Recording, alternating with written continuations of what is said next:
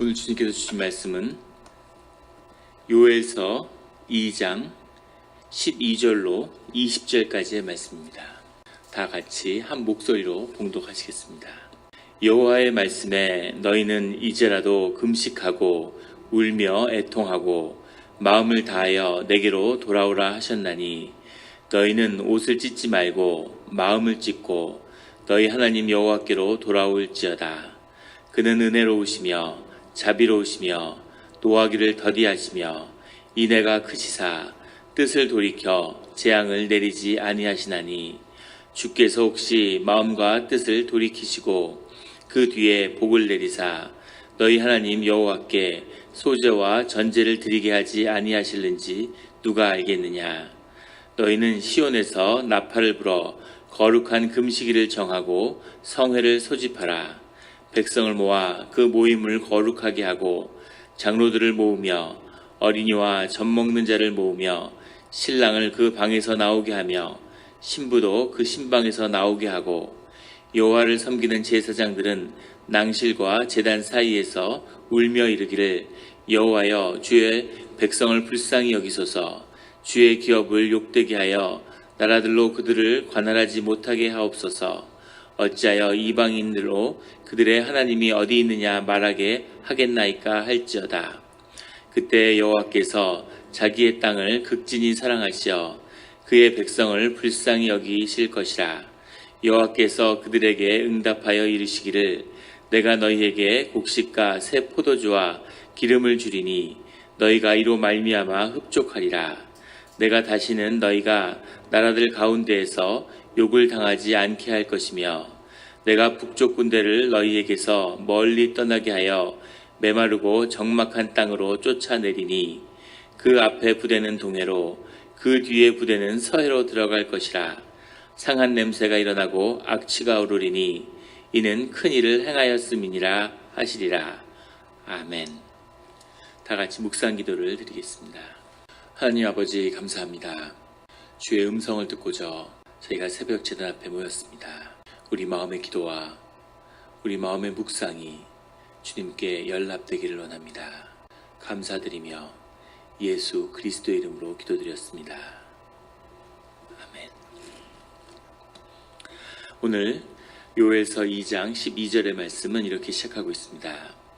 여호와의 말씀에 너희는 이제라도 금식하고 울며 애통하고 마음을 다하여 내게로 돌아오라 하셨나니 메뚜기의 재앙이 다가오고 있는 이때라도 여호와의 말씀에 의지해서 금식하고 울고 애통하며 늘 하나님께 돌아올 수 있는 때가 아직 남아있다는 것을 기억하라는 거죠. 그래서 기억하고 금식하고 하나님께 회개하는 마음으로 나아가고 그리고 울며 애통하는 그 간절한 마음을 주님께 드리라는 거죠. 마음을 다하여 내게로 돌아오라 하셨나니 13절에 너희는 옷을 찢지 말고 마음을 찢고 하나님이 우리에게 구하시는 것이 무엇인지를 이 요엘서 12장 13절의 말씀처럼 잘 표현하고 있는 것은 없는 것 같습니다. 너희 옷을 찢지 말고 마음을 찢고 이 유대인들은 자신의 슬픔과 애통함을 표현할 때 옷을 찢는 거죠. 아마 옷을 찢고 싶은 마음을 살면서 느끼실 때가 있었을 겁니다. 그런데 그 옷을 찢는 것이 처음엔 그 애통함으로 옷을 찢었는데 이것이 관습이 되고 문화가 돼서 틈만 나면 이제 옷을 찢는 거죠. 옷을 찢는 것이 아니라 마음을 찢어야 된다 이렇게 주님이 말씀하시는 겁니다. 늘 마음을 찢고 주님의 애통함을 애통해야 하는 애통한 마음으로 주님의 상한 심령을 만나는 주님은 늘 땅에서 상한 심령을 찾고 계시죠. 그런 상한 심령을 가진 애통한 마음을 가진 마음을 찢은 우리 성도님들이 되시기를 예수 그리스도 이름으로 축원합니다. 너희 하나님 여호와께로 돌아올지어다. 그는 은혜로우시며 자비로우시며 노하기를 더디하시며 하나님의 성품을 말씀하고 있는 거죠. 은혜로우시고 자비로우시고 노하기를 더디하시며 인애가 크시사 그 은혜와 자비로운 주님이 뜻을 돌이켜서 재앙을 내리지 아니하시나니 주님이 결심하고 주님이 말씀으로 우리에게 재앙을 허락하신 그때에도 그 순간에도 우리가 그것을 돌이킬 수 있는 마음을 찢고 주님에게 애통하게 간구하면 주님이 그 뜻을 돌이키실 수 있다는 겁니다. 14절에 주께서 혹시 마음과 뜻을 돌이키시고 그 뒤에 복을 내리사 너희 하나님 여호와께 소제와 전제를 드리게 하지 아니하실는지 누가 알겠느냐. 꼭 그렇다는 것이 아니라 우리가 금식을 하고 옷을 찢으면 마음을 찢으면 주님이 꼭 돌이키신다는 것이 아니라 돌이키실 수 있고 재앙의 끝인 것 같지만 그것을 복으로 돌리실 수 있는 분이 주님이시라는 거죠. 주님이 그런 일을 하실 수 있고 또 할 수 있는 능력의 하나님이심을 믿습니다. 그래서 우리가 늘 그 모든 고난과 고통 끝에 그것을 복으로 돌리시는, 복으로 바꾸시는 그 하나님을 발견하라는 겁니다. 그래서 하나님이 돌이키실 때에는 소제와 전제를 드리게 하지 아니하실는지 누가 알겠느냐. 하나님이 우리의 삶을 예배로 받으신다는 거죠. 예배를 주님이 받으신다는 것, 또 예배를 우리가 드릴 수 있다는 것 자체는 우리 삶 가운데 아직 희망이 있고 주님 앞에 길이 열려 있음을 의미하는 겁니다. 예배 문이 닫히면, 교회 문이 닫히면 그때는 정말 끝나는 거죠. 그래서 아직은 하나님이 우리에게 예배를 허락하신다는 것은 은혜가 끊이지 않았음을 말씀하고 있습니다. 늘 은혜가 끊어지지 않는, 늘 예배 문을 닫지 않고 붙들고 있는 그런 우리 모두가 되기를 예수 그리스도의 이름으로 축원합니다. 15절에 너희는 시온에서 나팔을 불어 거룩한 금식일을 정하고 성회를 소집하라. 여기 성회가 카할이라는 말인데 우리 교회라는 것이 무엇인가를 항상 나눌 때 원형이 되는 것이죠. 교회는 물론 예수 그리스도의 보혈로 이루어진 것이지만 그 원형이 이 주님 앞에 있는 성회를 의미하는 겁니다. 사람들의 모임, 단순한 모임이 아니라 조직된 모임, 공동체가 된 모임, 그 모임이죠. 그 모임이 주님 앞에 한 사람 한 사람이 다 마음을 찢고 그리고 눈물로 애통한 마음으로 기도하는 자들이 이제 시온에서 나팔을 불고 거룩한 금식일 가운데 모여서 회개하고 주님께 기도를 드리라는 겁니다. 16절에 백성을 모아 그 모임을 거룩하게 하고 장로들을 모으며 어린이와 젖먹는 자를 모으며 신랑과 신부가 이제 곧 결혼했는데 그런 사람도 성회 가운데 나와야 된다는 거죠. 모두가 모이기에 힘쓰고 주님 앞에 한 마음이 돼서 모이는 것, 이것이 교회의 참 뜻이고 주님 앞에 모이는 것임을 보여주고 있습니다. 이어서 17절에 여호와를 섬기는 제사장들은 낭실과 제단 사이에서 울며 이르기를, 낭실이라는 것은 하울람이라는 말인데 왜 낭실이라고 해석하는지 모르겠어요. 낭실은 이제 제사장이 머무는 방인데 여기 나온 하울람이라는 것은 성전 동쪽 문을 이야기하는 겁니다.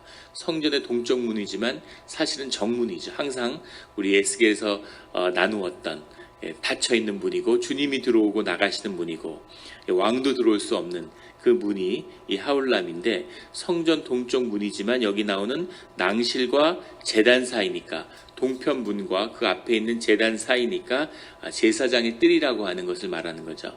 그 제사장 뜰에서 이 제사장들이 모여서 울며 이르기를 여호와여 주의 백성을 불쌍히 여기소서 주의 기업을 욕되게 하여 나라들로 그들을 관할하지 못하게 하옵소서.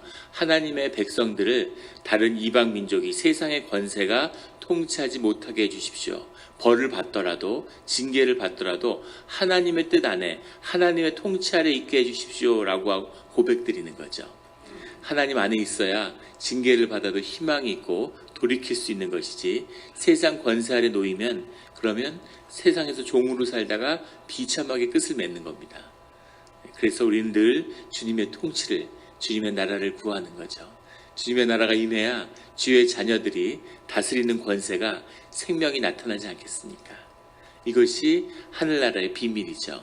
하나님 나라가 임한다는 것, 우리의 생명이 차오르고 우리 가운데 은혜가 차오른다는 것, 우리가 주님에게 붙들린 그런 공동체가 된다는 것의 의미가 무엇일까? 우리의 삶 가운데 생명과 다스리는 권세가 점점 나타나는 겁니다. 그런 간증을 들은 적이 있어요.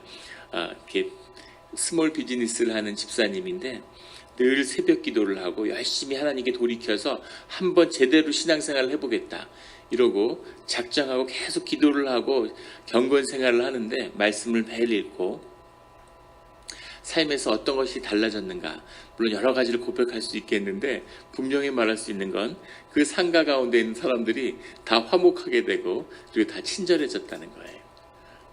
갈등이 있고 뭔가 분쟁이 있고 이상한 손님이 와가지고 자꾸 힘들게 하고 그런 일들이 싹 사라지더라는 거예요. 너무너무 신기하다고 그런 고백을 들은 기억이 나는데 그것이 생명의 권세죠.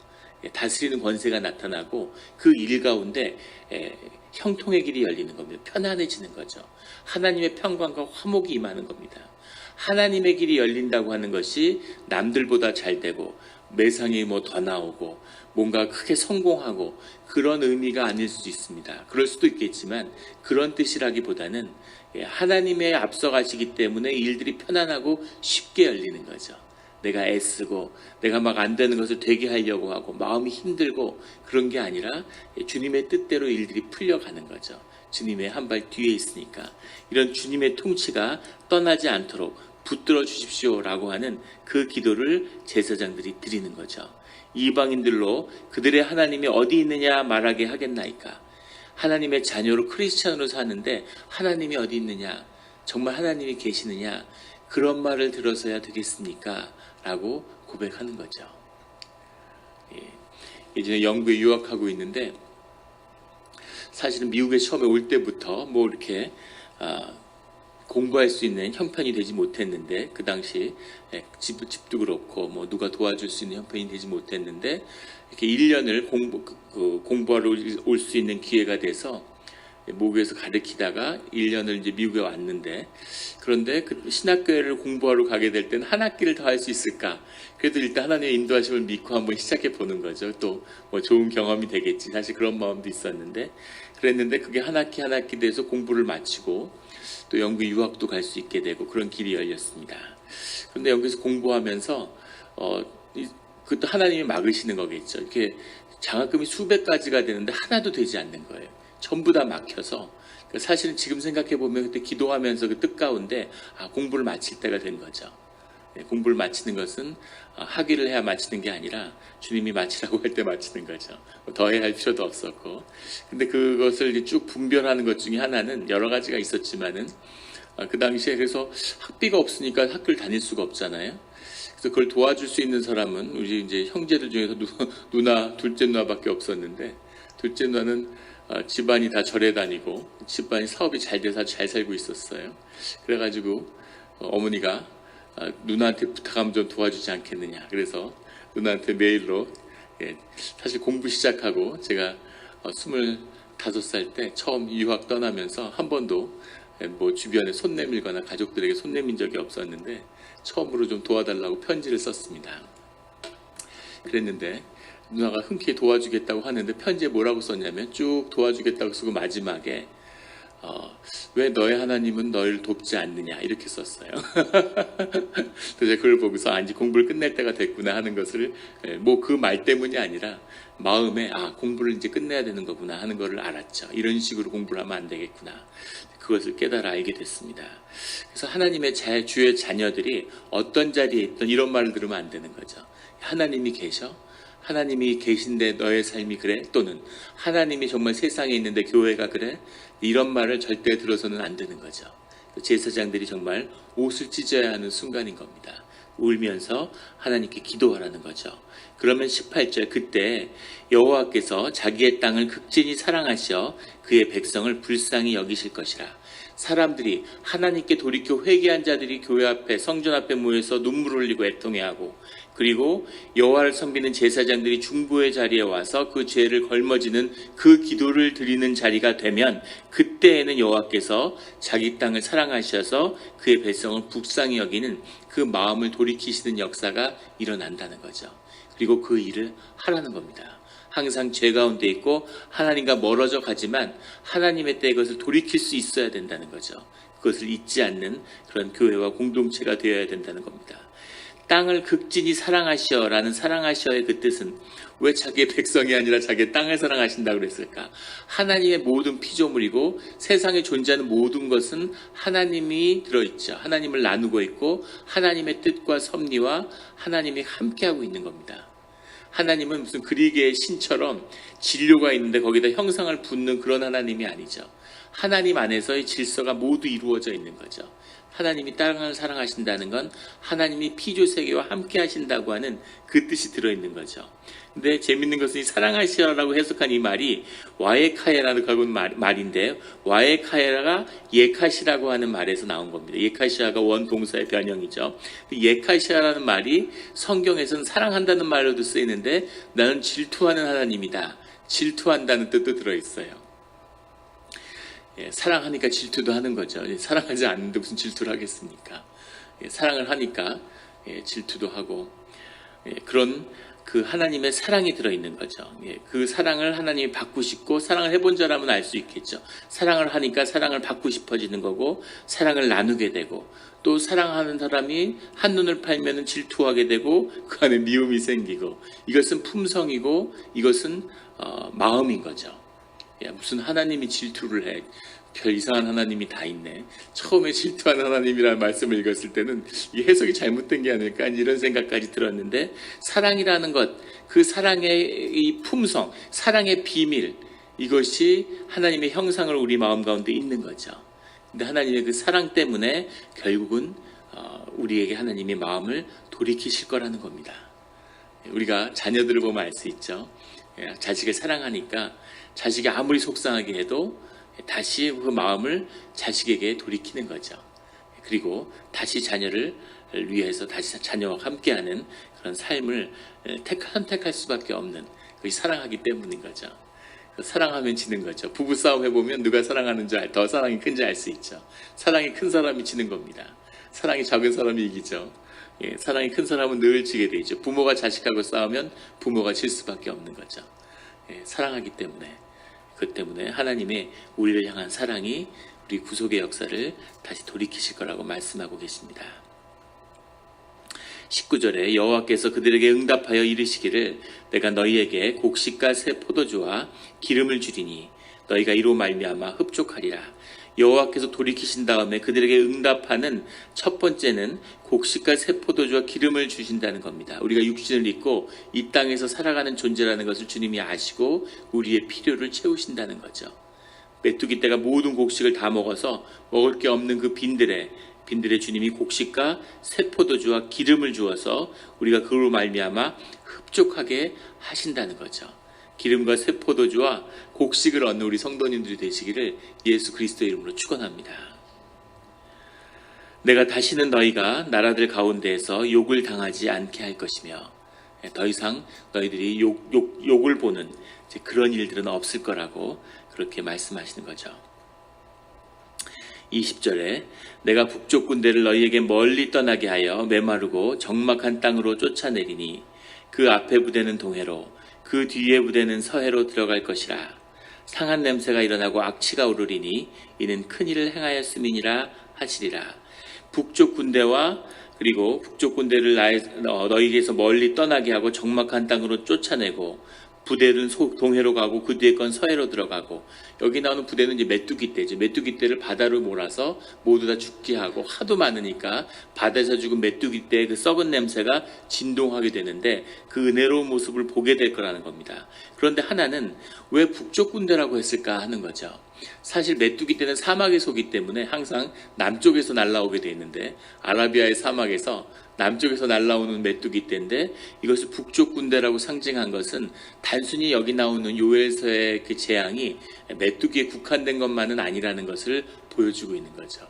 이방 민족의 침략일 수도 있고, 그리고 이스라엘 내부에서의 갈등과 다툼일 수도 있고, 더 깊이 들어가면 성전의 타락과 영적인 그런 퇴보를 의미하는 것일 수도 있고, 우리의 심령 가운데 주님을 잃어버리는 그런 일들을 상징할 수도 있는 거죠.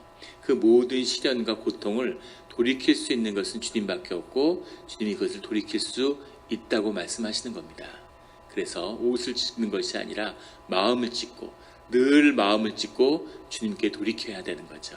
그것이 우리가 할 수 있는 일이고, 그 일을 통해서 주님이 우리의 간구를 들어주실 겁니다.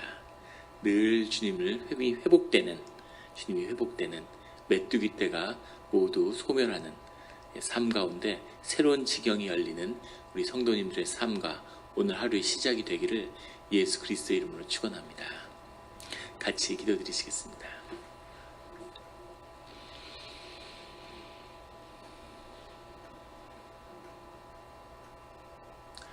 하나님 아버지 감사합니다.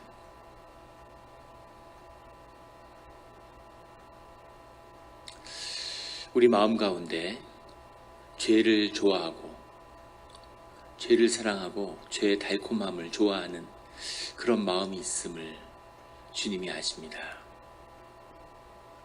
예수 그리스도의 능력으로, 십자가의 보혈의 능력으로 그 모든 죄를 우리의 삶에서 끊을 수 있는데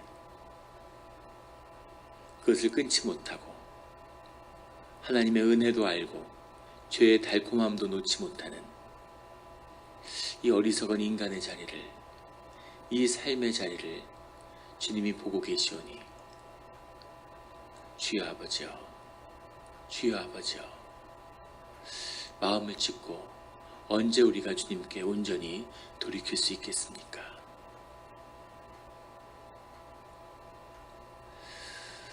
하늘에 보석을 쥐고 땅에 돌을 던지는 그런 날이 오기를 소원합니다. 나는 할 수 없사오나, 우리는 할 수 없사오나 주님은 하실 수 있사오니 주여 아버지여, 땅에 돌을 던지는 자들이 되게 하여 주시옵소서. 돈의 위세를 끊는 이 어리석은, 돈을 만들고 돈의 노예 생활을 하는, 돈의 종노릇을 하는 이 어리석은 생활을 언제까지 하겠습니까, 주님? 주여 아버지여, 주여 아버지여, 돈을 다스리고 세상을 다스리는 생명의 권세가 나타나게 하여 주시옵소서. 우리가 마음을 찢고 주님께 기도드릴 때 주님 우리 가운데서 회복되며, 우리 가운데 성령의 공동체가 회복되며, 우리 가운데 예배가 회복되며, 우리 가운데 교회가 회복되어서 주님이 우리에게 새로운 축복과 새로운 복된 길을 여시는 일들을 살아서 꼭 보게 되기를 원합니다. 그것을 보는 영락교회가 되게 하여 주시옵소서. 이 악한 세대에, 이 디아스포라의 세대에 모든 썩어져야 하는 모든 거짓된 것이 다 쓸려갈지라도 이 가운데 주님을 애통해하는 이 상한 심령만큼은 주님 앞에서 지켜져서 그래도 교회가 있었음을, 주님께 예배드리는 교회가 아직은 남아있음을 주님께 드러내는, 보여드리는 그런 우리의 기도의 자리가 되게 하여 주시옵소서. 감사드리며 예수 그리스도의 이름으로 기도드렸습니다.